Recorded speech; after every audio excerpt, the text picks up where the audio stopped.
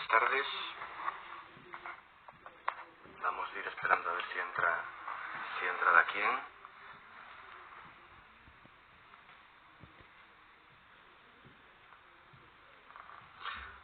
Hola, buenas tardes. Veo que va entrando xente, así que bienvenidos a este encuentro dende casa, entamado pola Oficina de Normación Lingüística de Xixón e pola Rede Municipal de Bibliotecas e tamén de Xixón. Como sabéis, na vida anterior al coronavirus, hoy iba a celebrarse el Día de las Lletres. A la fin, esa celebración pospúsose, va a ser a finales de septiembre, primeros 8 de la Semana de las Lletres. El Día de las Lletres va a celebrarse el 4 de octubre. Sí que así pensábamos que esta fecha, este día de hoy, tenía alguna importancia simbólica como para hacer a que y non esclarecer que en el día de hoy iba reivindicarse, homenaxearse, hacer hincapié na importancia de la literatura asturiana. Contamos por eso hoy con dos escritores, dos de los más importantes que tenemos ahora mismo en Asturias, dos nombres muy representativos de la literatura de la asturiana de anguaño, escritores muy extremos entre ellos, pero también con 10 cosas en común.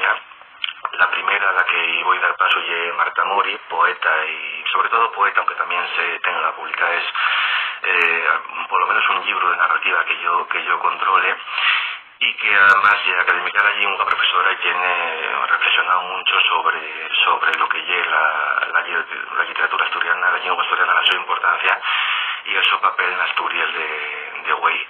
O sea que voy a dar paso a Marta, que ya veo que anda por ahí.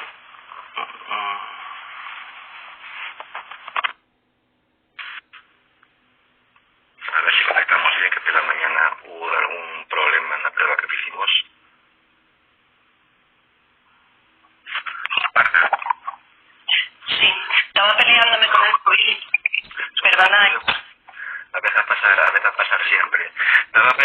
Estaba acordándome de la dicha de Luis Carroll del día de Sombreto, aquello con el no cumpleaños, ¿no? Porque estoy en una especie de no un día de las Lletres, ¿no? Una fecha un poco rara. A ver si tenemos suerte porque estoy perdiendo tiracachos. ¿Sentís-me bien a mí? ¿Ahora ves bien? Sí. ¿Yo te siento a mí también? Ahora sí. Sí, bueno, efectivamente, y una no celebración, sí, es lo que estás diciendo. Yo, de hecho, estoy un poco triste desde que me levanté. O sea, anímome mandando felicitaciones a la gente de Feliz Día de Lletres y cantares de diciembre y cosas de estas, pero non deixa de haber algo de claudicación, ¿no?, en lo que está pasando. Bueno, claudicación forzada por todas partes, ¿no? Porque No, claro, evidentemente. En los ámbitos voluntaria, sí. Sí, que así, yo creo que y una buena fecha, y quizás el no tener río alrededor la fecha más propicia para reflexionar sobre la importancia de la literatura asturiana, ¿no? El papel que juega en la sociedad de hoy, tú, como es académica de la lengua, colaboraste en la historia de la lengua asturiana, y la literatura. Y quería preguntarte la tu visión del momento actual en relación con lo que fue. Bueno, pues otro resurgimiento, vamos a decir, porque hay una promoción de autores bien interesante, muy activos, que comparten, entre las características que comparten con las años 80 que son bastante precoces, bastante llanzados, bastante poco pudorosos, entonces hacen desde muy mozos a hacer todo tipo de cosas.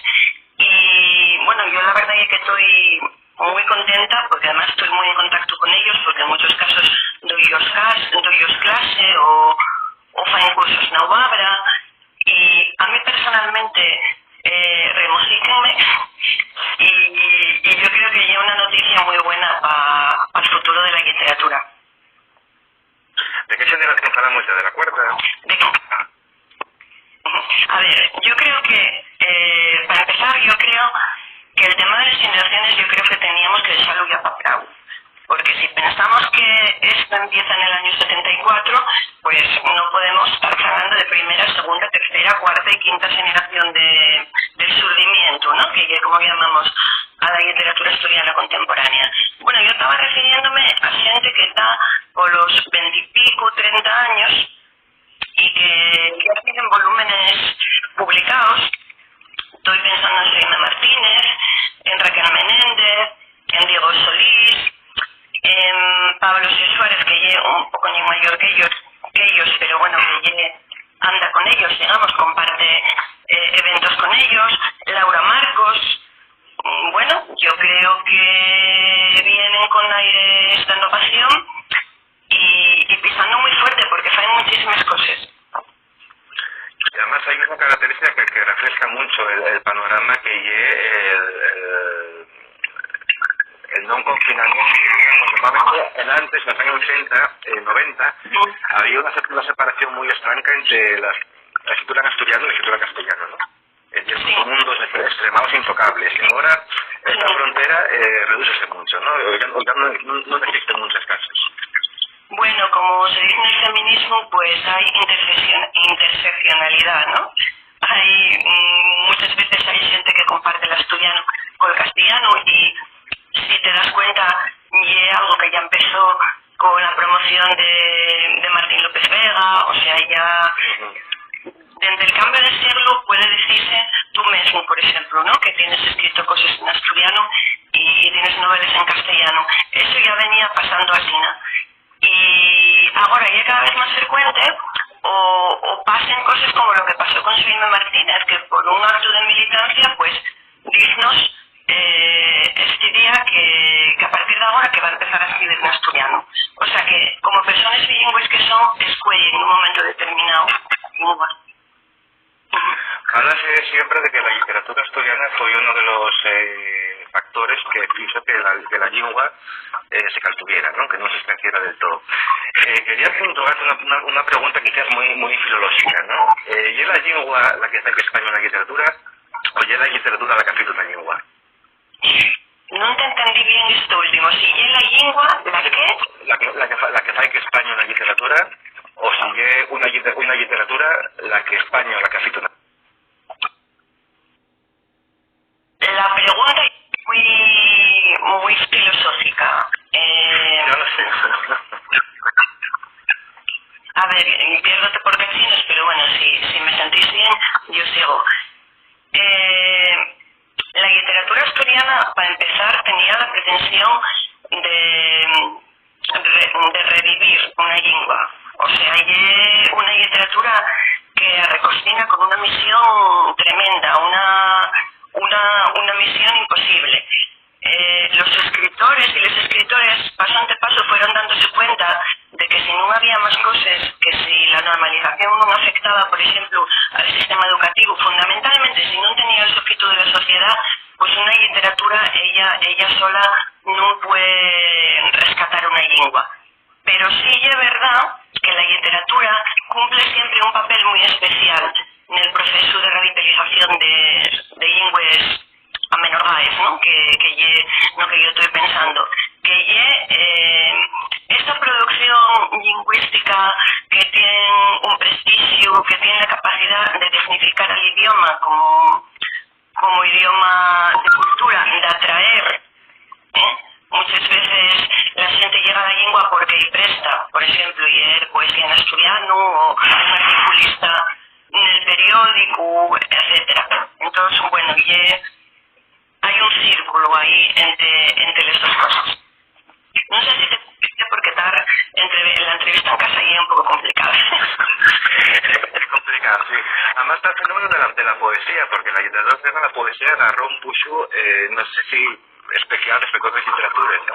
Yo acuérdome, hay unos años, cuando estaban las noticias, a lo largo de un año hicimos una lista de los libros más vendidos de asturianos, en varias librerías de Asturias, ¿no? Rubín, Sison, Avilés, y las ventas de novela y poesía, que normalmente son muy extremadas, véndese muchas más novelas que libros de poemas. En el caso de la literatura asturiana, ya eran muy asemejadas, ¿no? No eran lo mismo, las novelas vendían un poco más, pero nada más un poquillo más, ¿no? Había un cierto equilibrio entre una cosa y otra.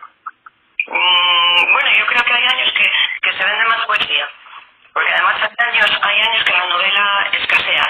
Esto es una característica que ya es típica de las lenguas minorizadas, que las literaturas residentes empiecen por la poesía. Eso lle fascina. Y la poesía asturiana tiene una tradición ya desde el siglo XVII. Y con la poesía asturiana pasa una cosa, que los lectores de poesía, los lectores que da vez en poesía, non lle gusta máis leer poesía en asturiano, en catalán, en gallego ou la lengua que sea.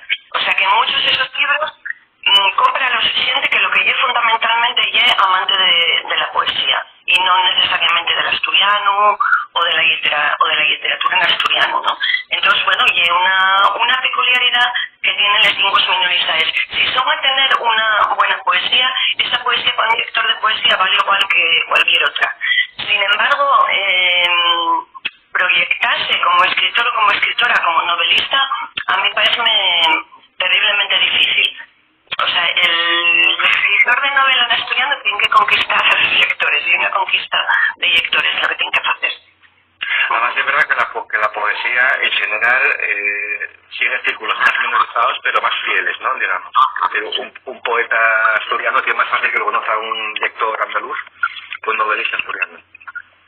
Bueno, la poesía tiene unos círculos que son pequeños, pero digamos con un nivel de seguimiento, de lealtad, ¿no? Cuando se habla de la lealtad sociolingüística, pues esto lleno, y sobre todo, pues eso, como te digo, pues una falta de prejuicios, porque el lector de poesía no tiene miedo a la dificultad de un texto.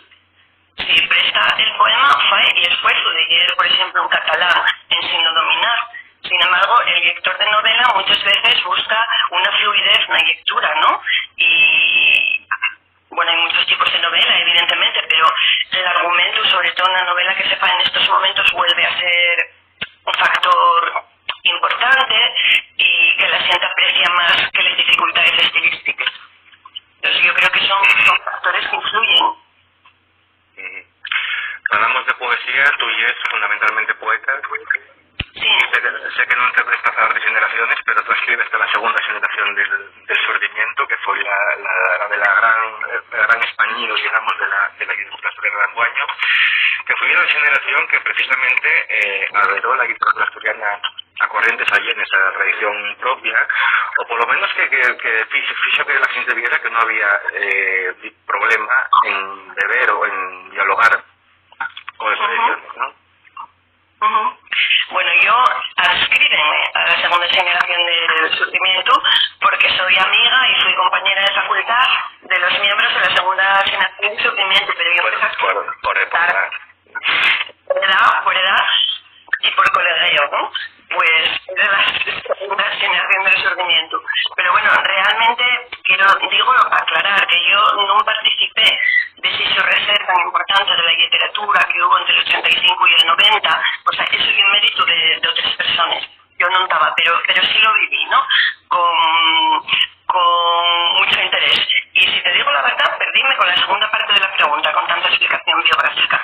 No, preguntaba que fue la generación que sabió que la literatura asturiana, otras corrientes allenas, esa tradición, o que por lo menos demostró que no tenía por qué no dialogar de tú a tú con las tradiciones, ¿no? Sí, bueno, fue una generación que, para empezar, decidió prescindir de la servidumbre de tener que salvar la lengua. Decidieron que querían hacer literatura. Querían hacerla en asturiano, porque ellos prestaban, o sea que sí que hay una suerte de militancia en ello, pero querían ser escritores antes que militantes. Y dieronse cuenta que la tradición asturiana de la que disponían no ellos valía. Y hay publicaciones muy interesantes de Joan Bello y Berta Piñán sobre este tema, de cómo tuvieron que sustituir una tradición literaria que refugaron realmente por la su biblioteca personal. Y entonces no tenían a Machado, pero tenían a Cavafis. Y no tenían a Federico García Lorca, pero tenían la Odisea, la traducción al asturiano. Y bueno, de esa manera entamaron una construcción de una literatura en parte desde la nada, en parte, todo esto ya muy matizado.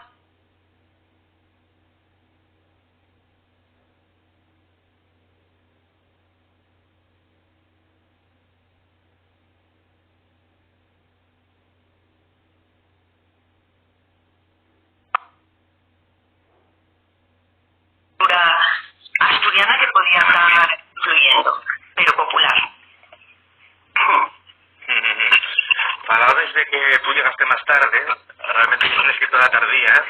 ¿A qué se debe esa tardanza, ¿no? Más siendo de un grupo en el que todo el mundo publicaba muy feo, ¿no? Sí, sin entrar en muchas intimidades, porque yo siento un poco de inseguridad, pero no yo cuestión de hablar de estas cosas. A ver, la causa fundamental fue que me dediqué a hacer la tesis doctoral y dediquéme a la teoría literaria. O sea, hubo ahí años, entre los 20 y los 30 años, pues de las dos posibilidades que tuviera la literatura, que yo oye, el estudio de la literatura, centréme mucho en el estudio de la literatura. Un poco por cobardía, la verdad, pero después ya poco a poco animéme a hacer lo que de verdad me apetecía, que me gusta más, disfruto más, claro, que hacemos. Y además usted está a conocer con dos libros, porque además que el premio Teodoro Cuesta, no los he seguido, pero muy reconocidos, 2002 y 2004, con el tiempo de la espera, ¿no? Luego ganaste la Cebal, que también yo tuve los premios importantes que se dan en Asturias a la poesía asturiana. Quería preguntarte primero, por tu experiencia, ¿cómo fue esa entrada? Y después, ¿qué importancia tienen los premios, en tu opinión, en el acercamiento de esa poesía, de la literatura en general? Sí, bueno,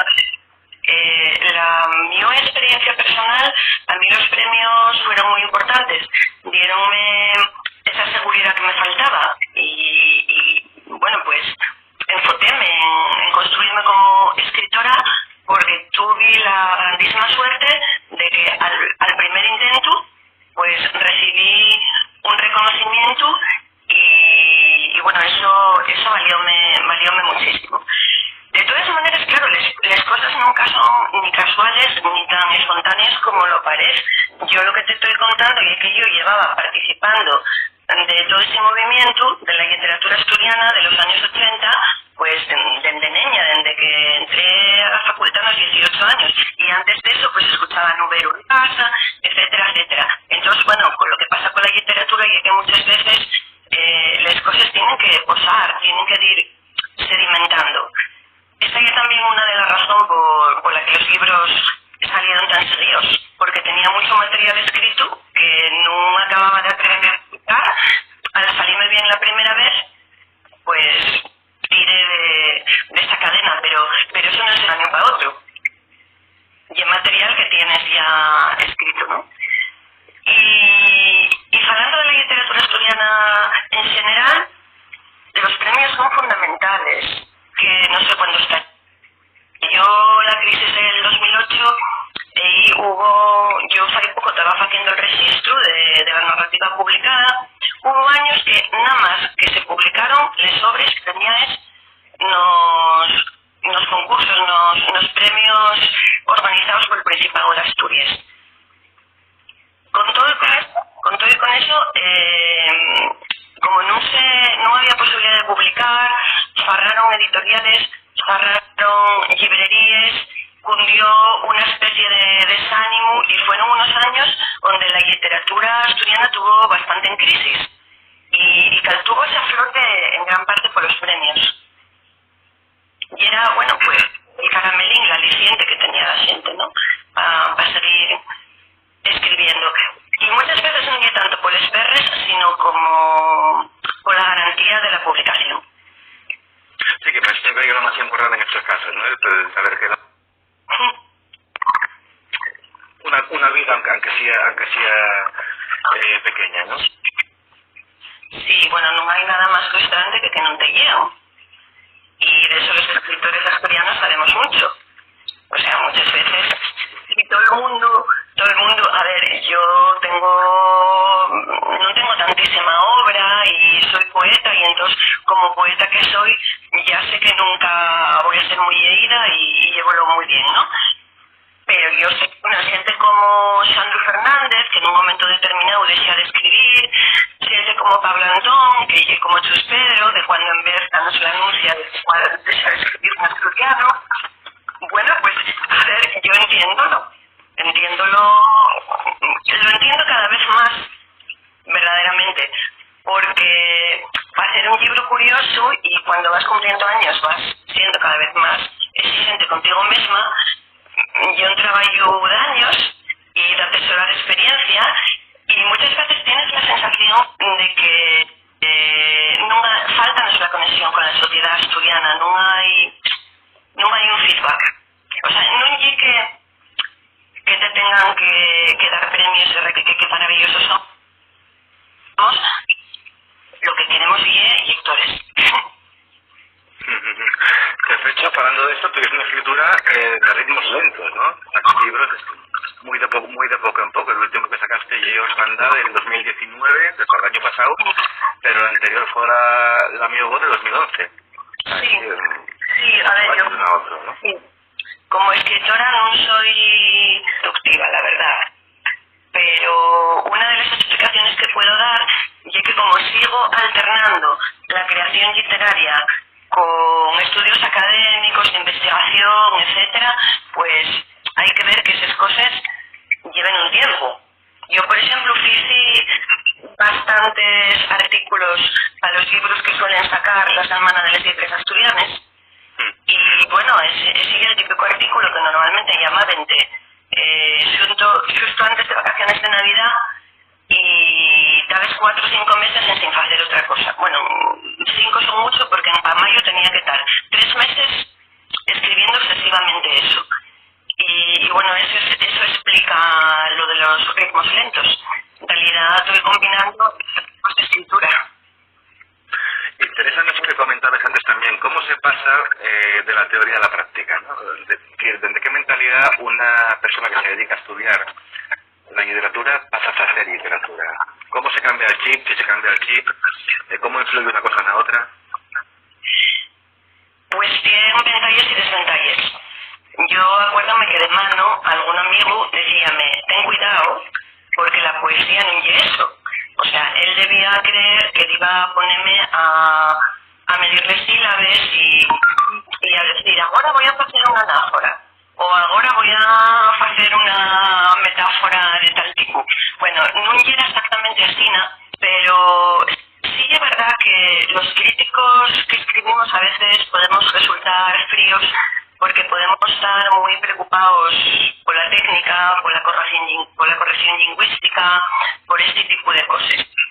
Pero después tienes la otra cara, ¿no? Yo pienso muchas veces en el caso de Umberto Eco, como Umberto Eco, después de estudiar toda la semiótica del mundo, dice, voy a escribir un bestseller. Y escribe El nombre de la rosa y sale un bestseller perfecto.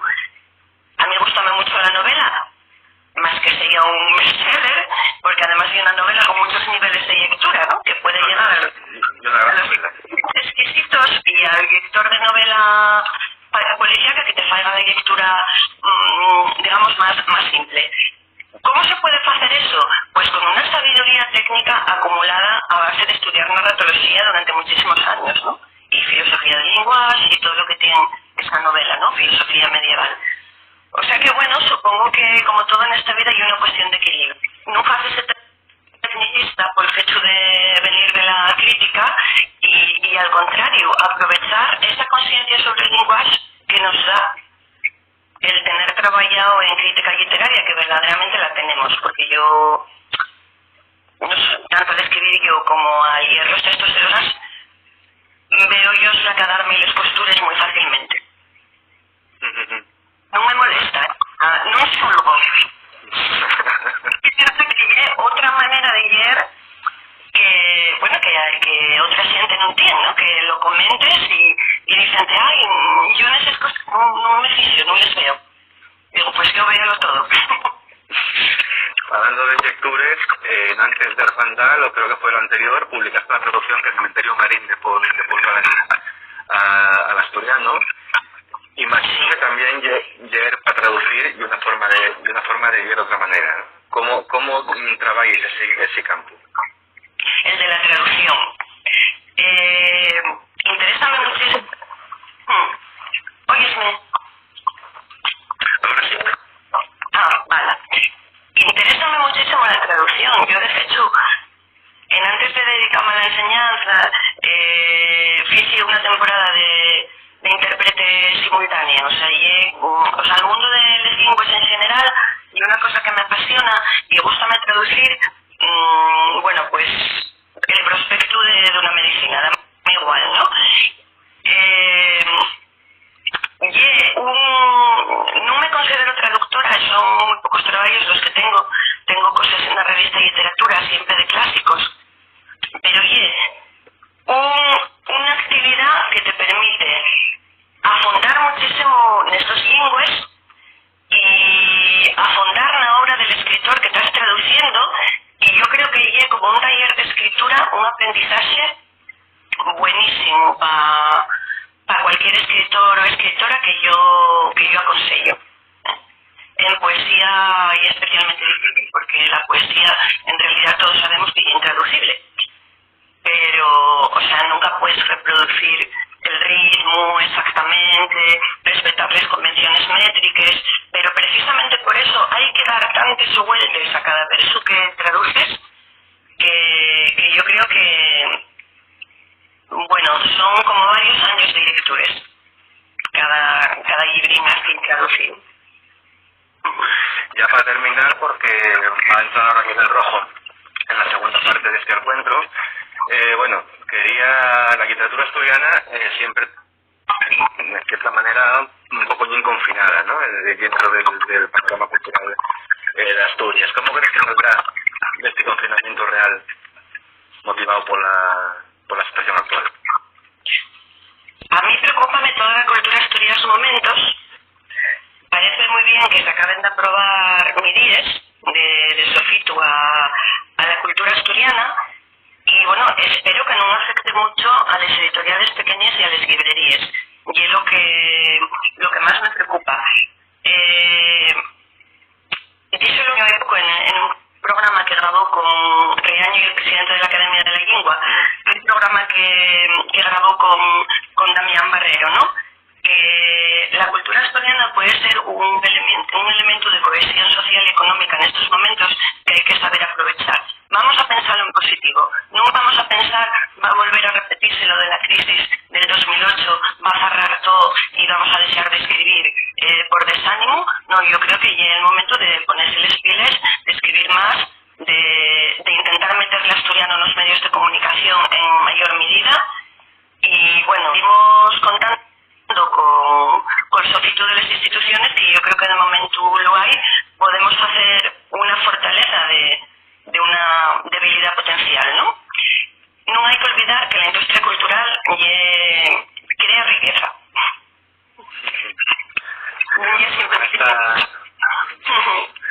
Con estas cosas te despedimos. Un placer. Vamos a dar paso a Miguel Rojo para seguir con él esta cita en Instagram, de lo que permite el confinamiento también. A ver. Muy bien, pues sigo vos y nada, pues a ver a Miguel. Pues muchas gracias. Muchas gracias.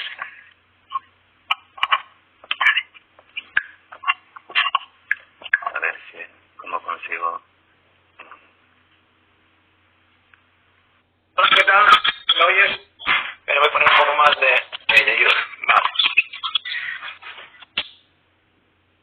Sí, la verdad es que el haber trabajado esta mañana sobre este tema... Volvemos, no te preocupes.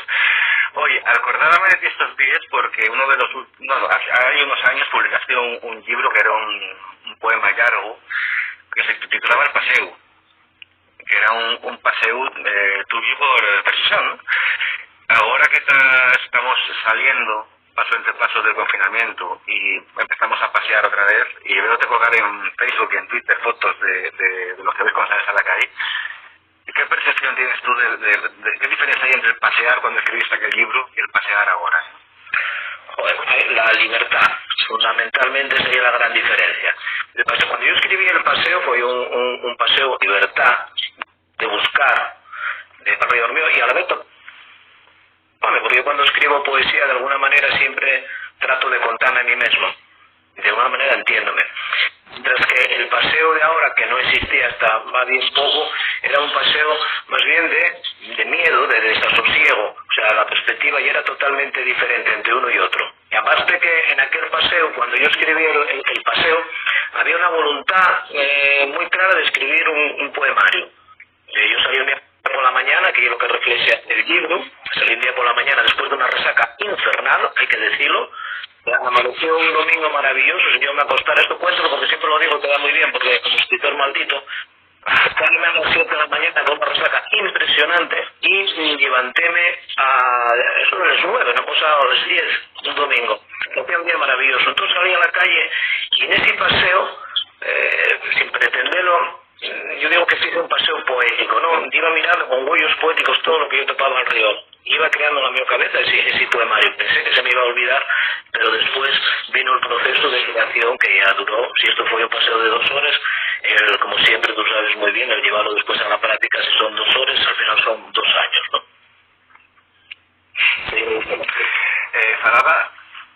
Hablábamos con Marta de la literatura asturiana, de la poesía, y tú, y es narrador, y es poeta, pero empezaste como narrador, o sea, tú te empezaste a conocer como novelista con Así no somos nos. Publicaste después un libro de relatos con un título... Dime. No, yo que me despierto.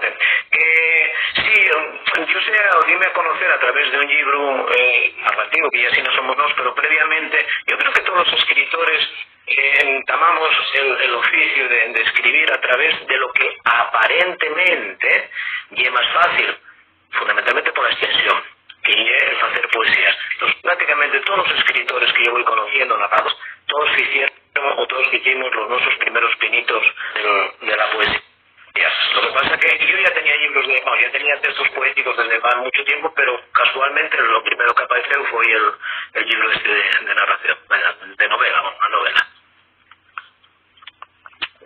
Comentábatelo porque después publicaste un libro de relatos con un título que me gusta, siempre me gustó muchísimo, tiene una textura muy animal. Y después publicaste, yo creo que fue el primer bestseller de la literatura asturiana. Espero que nosotros nombres un baballo. Sí, bueno. Creo que fue el libro. Sí, ese libro que a mí me dio muchas alegrías porque fue un libro que escribí, no sé cómo decirlo, pero con verdaderas dificultades emocionales, si quieres, a la hora de creerme yo escritor. Entonces fue un libro que me costó mucho trabajo y en un momento determinado quise hacer una especie de biografía erótica y fingida, evidentemente, de esa historia. Y cuando ese libro ganó el premio, que fue el premio Trave, Narraciones Trave, fue una alegría muy grande, porque antes estaba hablando Marta, que decía cómo los premios son tan importantes, ¿no?, para los escritores, cuando uno entama a escribir, bueno, para siempre. Incluso si te dan el Nobel, yo me imagino que también debe ser muy gratificante. Pero sobre todo cuando estás entamando a escribir, y es fundamental que alguien ajeno a ti totalmente te diga, eso me debe la pena, vamos a darle un premio porque hay algo importante. Entonces a mí ese premio, y después sobre todo la venta tan grande que tuvo y los resultados tan buenos dentro de lo que es el panorama en Asturias, evidentemente, pero hicieronse 2 o 3 ediciones, fíjese también en castellano, fíjese también libro, audiolibro. Entonces para mí eso fue como un antes y un después dentro de la mi carrerina, ¿no?, literaria. Eso te iba a decir, ese libro traduces al castellano cuando no era nada normal que se traducieran libros en asturiano al castellano. Sí, porque como el éxito fue tan arrollador y eso trascendió y dio la sensación que después fue un poco fallida, es decir, siguió vendiéndose más en asturiano que en castellano, pero sí que daba la sensación de que ese libro iba a interesar a mucha gente también por la temática, una temática divertida, erótica, pero a la vez con un trasfondo histórico que suele olvidarse a mucha gente, o muchos de los críticos que quedan nada más en la superficie de picaresca que se narra, pero había una voluntad que era la de contar un periodo histórico que era a partir de los años 60 y algo, hasta ya con la llegada del primer gobierno socialista. Entonces va transmitiendo, o sea, por detrás, ¿no? Era un poquitín como, yo lo que pretendía, ¿no?, como esta especie de telón de fondo en el que se iban moviendo los personajes, pero ese telón de fondo iba cambiando. Hablaba con Marta antes del papel de la poesía en el acercamiento de la literatura asturiana. Tomándote a ti como narrador, aunque también sigas poeta, ¿cómo como ¿qué papel consideres que xoga la narrativa nel panorama literario asturiano na guaño? E que papel viene xogando desde que se empezó a revigorizar la literatura asturiana? Desgraciadamente yo creo que no acaba de agarrar el pulso necesario y suficiente, ya que debería agarrar la narrativa en asturiano. Así como tenemos, en cuanto a la poesía en asturiano, y de un nivel totalmente exportable, para que nos entendamos, de una calidad realmente estupenda, ¿no? Hay poetas asturianos de una gran calidad. Sin embargo, en cuanto a narrativa, yo sigo echando en falta, y eso que yo tengo libros en asturiano, y yo soy el primero, esa gran novela, ese gran libro de relatos en asturiano que, digamos, hágame una altura lo suficientemente remarcable, ¿no? Creo que el déficit que tiene hasta el momento la literatura en asturiano, esa gran novela. Tú, desde que te das a conocer como narrador hasta que te das a conocer como poeta, pasan unos 10 años, creo, más o menos, si no me equivoco. ¿Qué es lo que te anima a dar el paso? A cambiar de registro. ¿De narrador a poeta? ¿O de poeta a narrador? De la tu primera novela. Bueno, tú empiezas como narrador y después de 10 años sales como poeta. Sí. ¿Qué te anima a dar el paso? Aunque ya escribías antes, ¿qué te anima a dar el paso de presentarte como poeta? Claro, eso probablemente viéndolo desde fuera, como tú lo estás viendo, o como es normal que lo vea la gente, parece que hay un antes y un después, que hay primero narrativa y después hay poesía. Pero realmente yo siempre escribí las dos cosas a la vez, tanto poesía como narrativa. Entonces, que aparezca una u otra son más bien casualidades del mercado, ¿no? Que aparezca una editorial que apetezca sacarlo, que den un premio en un momento determinado, pero yo no marco ni una diferencia entre uno y otro. Yo ahora mismo estoy escribiendo dos novelinas cortas y a la vez estoy escribiendo un libro de poesía también. Es decir, te hago las dos cosas enternecidas y aparecerá una delante o otra, pero son casualidades. No topo esa diferencia para poder contestarte a la pregunta. No sé si me entiendes. ¿Y en qué género estás más cómodo? ¿En qué género, digamos, te sientes más de acuerdo con tu propia voz? Mira, ¿sabes lo que a mí la poesía parece el género más difícil y más difícil de llegar a esos niveles que te requiere cualquier tipo de arte, ¿no? La poesía oye sublime, oye mala. Tú cuando estás escribiendo un poema, oye bueno realmente, oye malo. Y es muy difícil el atopar, no el atopar, que sí que lo hay, ¿no? Pero el valorar esos tonos intermedios que sí que te permite la narrativa. La narrativa puede haber grandes obras peores y obras intermedias que funcionen perfectamente. Y a mí la poesía dame tanto respeto y dame tanto miedo que yo personalmente prefiero más asustarme a esa mediocridad salvable de la narrativa que no la de la poesía. Sigo escribiendo poesía y seguiré escribiendo siempre, ¿no? Y hago con todo el respeto, pero realmente yo te puedo ver más cómodo la narrativa por la confianza propia que me da el propio medio. Hablabas antes con Marta de cómo la poesía, a partir de la segunda generación del surgimiento, empezó a dialogar con corrientes allenes a la tradición asturiana sin complejos de ningún tipo, ¿no? ¿Tú crees que ese diálogo hace también la narrativa? Sí. En la narrativa, por ejemplo, en asturiano, los primeros mucho de lo que ya era la literatura, o la poca literatura que había del 19, ¿no? En asturiano, y de los clásicos más clásicos de la literatura en castellana, pero tenían un enfoque especial que era el de crear una lengua narrativa, es decir, hacer narración en lengua asturiana, de tal manera que de alguna forma escasease un poco el buscar esta calidad literaria.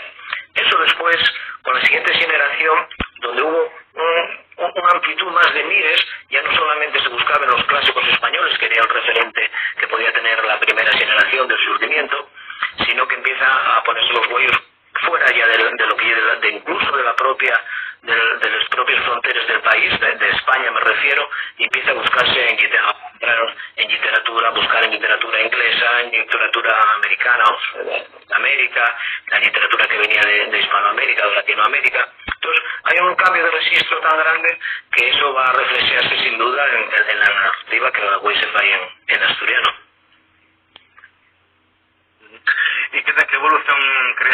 Hay evolución desde el momento en que tú te das a conocer como narrador, años 90 del siglo XX, a la narrativa de Way.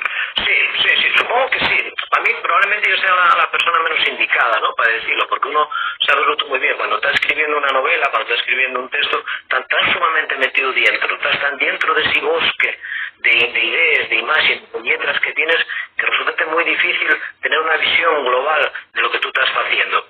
Pero sí que hay, y nótalo sobre todo, los gustos por la literatura. Uno escribe de alguna manera, uno trata siempre de invitar a los grandes maestros que son en la literatura, ¿no? Entonces yo me cuenta cómo hay una evolución en esta literatura que yo antes buscaba y que yo llevo ahora, con lo cual sé que eso también de alguna manera refleja en la literatura que yo juego ahora. Probablemente, bueno, yo la novela de Historias de un seductor, que la traducimos la a medias con la traductora oficial y después ya yo el cooficial, realmente me cuenta que había pasado un montón de años y yo ya me daba cuenta que ciertas cosas que yo había escrito y de la manera que yo la escribía, ahora mismo ya no las escribiría así. Entonces hay una evolución, la evolución forma parte de la vida y forma parte también de la literatura. Los animales cambian, las plantas cambian y la literatura cambia también, y los gustos.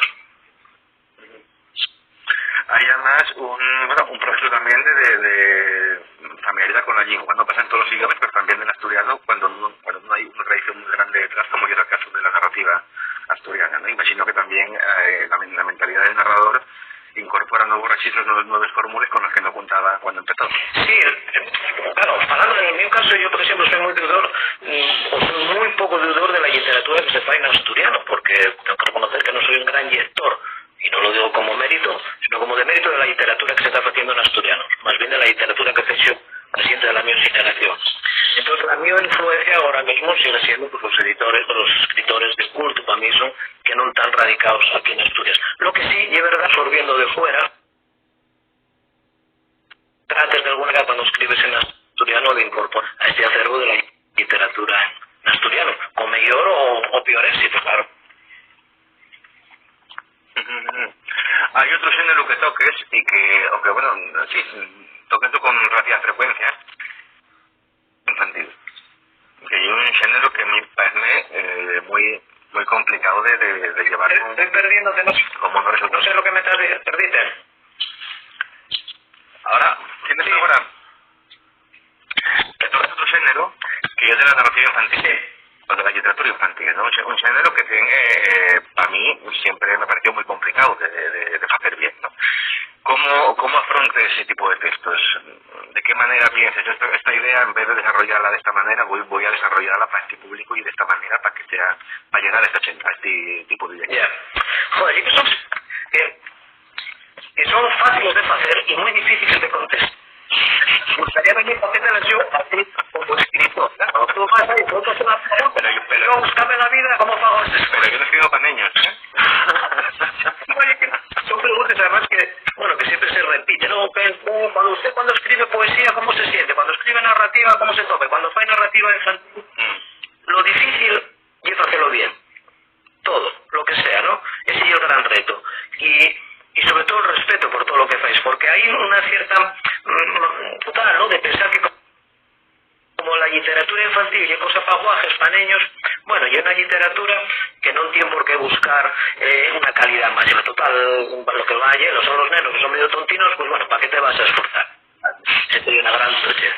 Todo lo que yo hago, inténtolo, evidentemente no lo hagamos casi nunca, pero intento hacerlo bien, lo mejor que puedo. Y cuando estoy con una guitarra, cuando me pongo a escribir un libro infantil, lo primero que trato de hacer es ser un neno. El meterme en la cabeza de un neno y pensar en ese neno que va a leer esa novela. Entonces, yo soy un neno, pero que tengo el registro de un adulto para escribir esa historia. Ese es el mío truco, pensar en el neno, sentirme un neno. Por eso a mí me presta mucho escribir literatura infantil, porque tiene una particularidad además, que es la capacidad, todo vale. En literatura, todo vale. Les vaques pueden volar, enfadar, ese tipo de magia que otra literatura ya no te la permite, en la literatura infantil ahí está, ¿no? Y permítete hacerlo. También es más complicado. Yo recuerdo una vez que hablaba de esto con Chechu García, en los libros para niños publicados, decíame, joder, un lector adulto, cuando no le gusta el libro, disimula, calla, no sé qué, un lector infantil cuando no le gusta el libro, dice lo basura. Con toda la sinceridad. Una anécdota que ahora resulta divertida, pero fue trágica. Un día una escuela con el cuento de Tinito, ¿no? Y invitaronme a que hablara con los nenos leyeran, lo todo muy bien, y entonces a mí no se me ocurre, cosa que nunca volví a hacer, nada más entamar el diálogo con los guajes, que se ve un montón de guajes, y pregunté yo, bueno, a ver, que levanten la mano a los que no les gusta el libro. Mi sorpresa no es que fuera uno o dos, sino que quedó uno o dos sin levantar la mano, ¿no? Ante el estupor y no, ese tipo de entruga, nunca más la volví a hacer. Pero sí, cuentan de lo que quieren y lo que les pasa por la cabeza, y es verdad que al minuto siguiente cuentan justo lo contrario, pero bueno, y es divertido. Y es muy gratificante estar con los nenos leyendo los cuentos. Por eso te digo, porque yo siempre lo veo como un registro complicadísimo como escritor, ¿no? Saber dar con la clave que puede interesar a ese tipo de lectores de que estamos cada vez más ayoñados, porque bueno, por edad vas separándote de ellos, y no llega un momento que dejes de saber exactamente qué nos puede interesar. Hablamos de la traducción del seductor. Desde hay años vienes alternando libros en asturiano y en castellano. Hablaba con Martín antes de que agotamos en un momento en el que la convivencia de los bilingües vive de manera natural, abonda, ¿no? No hay esas guerras que había antes, pero quería entregarte a ti, como escritor que usa los bilingües indistintamente, ¿en qué momento escoges una, escoges otra? ¿De qué manera condiciona o no usar una lengua u otra? Ya, mire, que hay géneros que piden más una lengua y otras. Yo esto hago ya desde hace unos pocos años de una manera voluntaria por salud mental y por salud anímica también, si no es todo lo mismo, ¿no? Yo ahora la narrativa, novela, escribo en castellano, nada más, y poesía escribo nada más en asturiano. ¿Por qué hago esta diferencia? Además tengo muy claro cuando me pongo a escribir, y ahora ya te digo, estoy escribiendo un libro de poesía y estoy haciéndolo en asturiano, estoy haciendo una novela en tal, y estoy haciéndola en castellano. ¿Cuál es la razón? Apuntábalo antes Marta, y el desmoralizamiento, si quieres, a la hora de ver los resultados. No escribimos, yo por lo menos, y la mayoría de la gente que yo conozco como escritor, no escribimos para ganar perres, escribimos para que nos lean. Escribimos como decía García Márquez, para que nos quieran o para que nos odien un poco menos, ¿no? Eso último digo yo. Pero cuando uno está escribiendo una novela, ya no es como cuando tenías 20 años, dabas un texto prácticamente, escribíaslo a mano o en un ordenador y mandabaslo sin ni la más mínima corrección, porque realmente no había esa necesidad de búsqueda de perfección, ¿no? Pero ahora, cuando uno se va haciendo más viejo o cuando uno trata de hacer las cosas con más rigor, un texto novelístico, por lo menos a mí, va a llevarme 2 o 3 años. 2 o 3 años de mucho trabajo, de mucha corrección y de mucho esfuerzo. Y desgraciadamente el resultado, ahora mismo, espero que esto cambie, aunque lo dudo, y es que la asturiana, por muchas razones que ahora no vienen al caso, no va a recibir ese libro. Uno, porque no se distribuye. No, vamos a decirlo al revés. Uno, porque no hay demanda por parte del pueblo asturiano, del lector asturiano, y al no haber demanda, las librerías no lo piden y las editoriales funcionan de una manera prácticamente subvencionadas, porque es una ruina. Entonces, cuando tú te pones a escribir una novela, y esto tengo lo falado con otros escritores también que prácticamente ya no escriben en asturiano grandes textos, forma parte de esas de desánimo, ¿no? A la hora de ver cómo los dos textos, cuando escribes una novela, duran 2 días en una librería, sale un comentario en una Nueva España, otro en el Comercio, y esa novela que a ti te llevó 2 o 3 años desaparece totalmente. Ese es el gran problema. Con la poesía no hay esta aspiración, por lo menos en el mío caso. ¿Por qué? Porque es pequeño. El número de lectores a los que vas a llegar va a ser mucho más pequeño, y eso hagámoslo escribiendo en poesía, cosa que no lo hacéis en narrativa. Y después, claro, está la otra situación además, que es la necesidad también de salir de las fronteras. Si este fuera un país normal normalizado, como pueden ser otros sitios, como puede ser Cataluña, Galicia, o tantos otros sitios como el País Vasco, si tú haces una novela en asturiano que tenga la suficiente calidad, automáticamente va a haber unas editoriales a nivel nacional que te lo van a traducir. Con lo cual, cumples esas expectativas que llega de llegar al público. Cuando ves que la expectativa es llegar a 100, 200 personas, una más, y que eso no va a tener una repercusión, ¿no?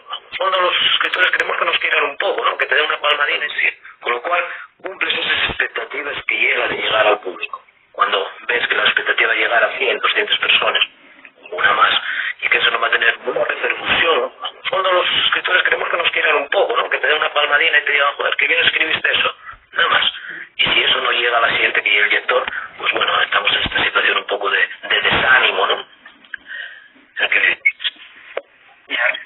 ¿Y por qué crees tú que cómo explicas esa falta de acogida, teniendo en cuenta que en Asturias, por lo menos la impresión que yo tengo, ya que hoy el asturiano lleva mucho mejor acogido, como lingua en general, de lo que ya era 20 años? Sí. Que yo percibo una información mayor en la CAI de lo que había antes. Sí, eso es un cambio totalmente sustancial. Cuando yo estaba, yo no estuve en Concello Bable, pero cuando estaba en la universidad y empezamos a publicar el Gallío, que era una revistina que hacíamos en biología, en asturiano, la respuesta de los míos propios compañeros, gente, digamos, iba a decir de izquierda, también había gente de derechas, pero bueno, con ciertas inquietudes culturales, veían como realmente un aventado, ¿no? Daban una palmada al yo, como decían, prove, y el del asturiano, ¿no? Como un friki absoluto. Eso, el del barrio. Yo me acuerdo un día dando clase en el instituto, uno de los profesores que había de lengua castellana, de lengua castellano, que además era un gran lector. La primera vez que salió un libro mío en castellano, animóse y me dice, coño, así que escribes. Y yo, joder, yo ya tanto tiempo en Asturias, no, pero ahora escribes en serio. Eso por suerte cambió. Las 7 tomas son mucho más en serio, pero hay una seriedad superficial. No se afonda en ello. Es decir, nadie, o muy poca gente va a decirte que está en contra de que el asturiano se estudie en esas escuelas, muy poca gente va a decirte que no es asturiano, que se publique en asturiano, pero falta el siguiente paso. El siguiente paso y es que la gente... Algunos lo dicen. Bueno, algunos ya están. Algunos es que sí, pero algunos no dicen. ya, un poco aburrido, ¿no? Está bien que haya frikis que digan ahora lo contrario. Siempre hay frikis. Tenemos que te decían que el asturiano era una cosa rarísima y ahora dicen entre otros frikis lo contrario. Pero y algo superficial, en un poco, no queda nada más que, bueno, como los amigos del carro tradicional, o ni siquiera de la gaita, porque la gaita tiene muchos más seguidores, ¿no? Entonces, esa sensación de que, bueno, una especie de... forma parte de la asturianía, igual que la sidra, el asturiano, vamos, el asturiano en cuanto a lengua, pero no se profundiza más por parte del pueblo asturiano, ni de los políticos, ni de mucha otra gente.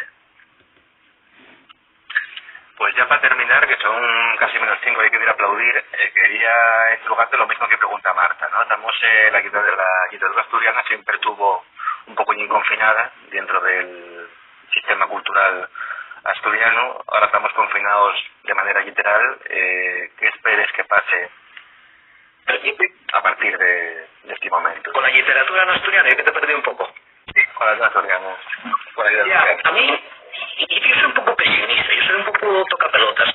A mí sorprende mucho ahora todo el mundo pensando que después de esta crisis o después de este confinamiento vamos a cambiar todos, vamos a ser mucho más buenos, evidentemente. Nadie piensa que va a ser peor. Las cosas van a mejorar, va a ser todo diferente, vamos a ser más ecologistas, menos consumistas. Pero a mí es que me alucina, porque soy un extraterrestre. No va a cambiar nada. En cuanto la situación se normalice, todos volveremos a ser lo que fuimos. Y en cuanto al asturiano, todo volverá a ser exactamente igual. Exactamente igual. Y o aquí hay un cambio de paradigma que dicen los cultos, o si no, esto va al garete en poco tiempo. O la sociedad asturiana realmente demanda la lengua asturiana, pero en serio, ¿no? No 4 clases en las escuelas o en los institutos. ¿Cabajes van a los institutos a estudiar asturiano? Los más frikis, los peores, en el sentido que nos suspenden 6 o 7. ¿Sí? Hasta que no cambiemos, hasta que la sociedad asturiana no valore al asturiano como una lengua, no solamente va a relacionarse con el resto, sino como un aporte cultural al que la tiene, mientras que no haya ese cambio y sea una especie, bueno, pues casi de algo folclórico, no cambiaremos. Eso nos va a llevar a un cambio de los políticos políticos, con los políticos de alguna manera van a seguir lo que diga la gente mayoritariamente, y al final pues queda esto un poquitín así, pues para que nos reunamos el día de las Lletres, que nos manifestemos de vez en cuando, pero habría que dar ese salto, que yo soy pesimista y que me gusta ser pesimista. ¿Cómo viviste este día sin un día de las Lletres? Este día, Con tristeza como Marta, con resignación. no, vivirlo encantado porque estoy falando contigo ahora y bueno, está prestándome por la vida, pero no lo viví de ninguna manera especial. Y veo y vivo esta situación de una manera tan rara, pero tengo que confesarte que según pasan los días, ahora que puedo salir, apetece salir menos. Yo soy un poco tocapelotas, ¿no? Ya te lo digo. Entonces, antes podía salir, ahora que puedo, ya no me apetece tanto, pero vivirlo bien. Va a ser exactamente igual, con la diferencia de que estamos en una situación extrema, ¿no? Pero, lo dicho, ¿no? O cambiamos estudios, ¿no? Un poco la idea sobre lo que queremos en el asturiano y la siguiente lo valora de otra manera, o si no, bueno, pues vale para esto, por reunirnos y a poco más. Pues aprovecha, quédate en casa y escribe y acabas los libros que tienes en marcha, y cuando los acabes los leeremos con mucho gusto. Muchas gracias por participar en este encuentro. También a Marta, si anda por ahí, vuelvo a repetir las gracias que di, y nada, fue un día de Lletres pese a todo, y esperemos vernos en el día de verdad, que será el 4 de octubre, que es cuando el gobierno principal ha puesto la fecha este año, esperemos que después de superada la pandemia, ¿no? Muy bien, pues muchas gracias, y a ver si es verdad que nos vemos en libertad en la calle y hablando en asturiano, y que los libros estén en la calle y se vendan y la gente compre y seamos todos más